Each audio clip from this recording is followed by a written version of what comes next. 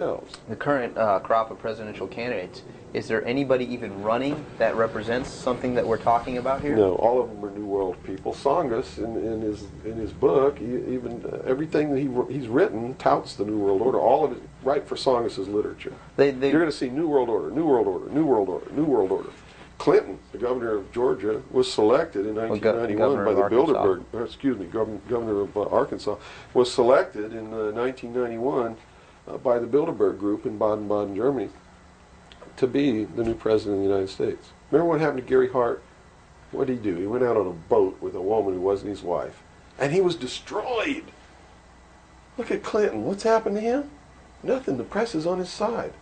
They're helping the guy. You know why?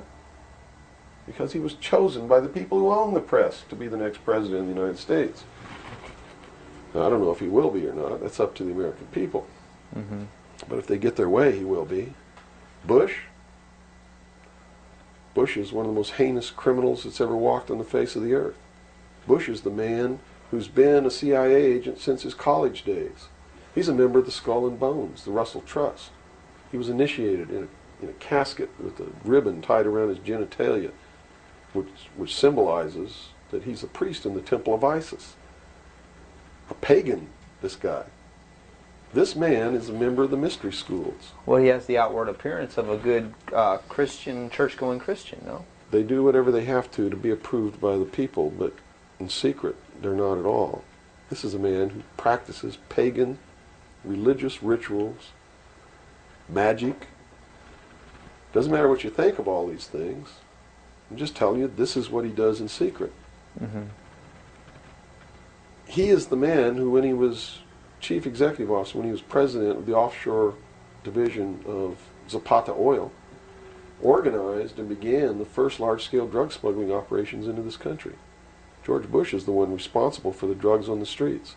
And the war against drugs is not a war against drugs, it's a war against the Bill of Rights. And we've already lost the Fourth Amendment in this war. That's true. And we're going to lose everything else.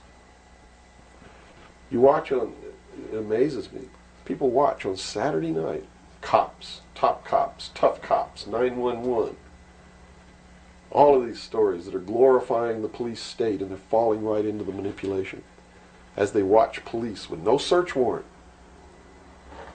with no court order, break down people's doors, tear out their walls, rip open their mattresses. All in the name of the war on drugs. Pretty sneaky. It's pretty sneaky, all right. You see them stop people on the streets, and the guy's got $400 in his pocket. They don't press any charges. They didn't even have any reasonable suspicion to stop the person and search him. And what do? They take their money, and they don't give it back. And America's watching this. And the stupid idiots, yes, you stupid idiots, you sit there and watch it, not realizing that when you take away that man's freedom, you've also taken away your own. You see, because they can do the same thing to you. Just because you talk a way that they don't like you talking, or because you wear red shoes and they don't like red shoes, they can do the same thing to you. And under the new law, without a court order, without a search warrant, they can break down your door, they can rip open your mattresses, your couches, your walls, they can trash your house. All in the name of the war on drugs. And let's say they don't like the color of your shoes. All they have to do is drop a little pouch of cocaine in your living room, behind your couch, and find it and say, aha, you're a drug dealer. What happens then? Now they can confiscate your house, all your possessions, all your property, all your bank accounts, all your cars, boats, vacation cottages, whatever you have, and they can auction it off within 24 hours without ever even pressing charges against you. Without a court order, without due process, without just compensation. And there's not a damn thing that you can do about it. Not a damn thing. At least right now. At least right now. And the reason you can't do a damn thing about it is because you're the one who brought it about through your stupidity. You're mentally crippled. You're operating from a position of ignorance, apathy, abdication, irresponsibility. We're losing our country, our freedoms, everything.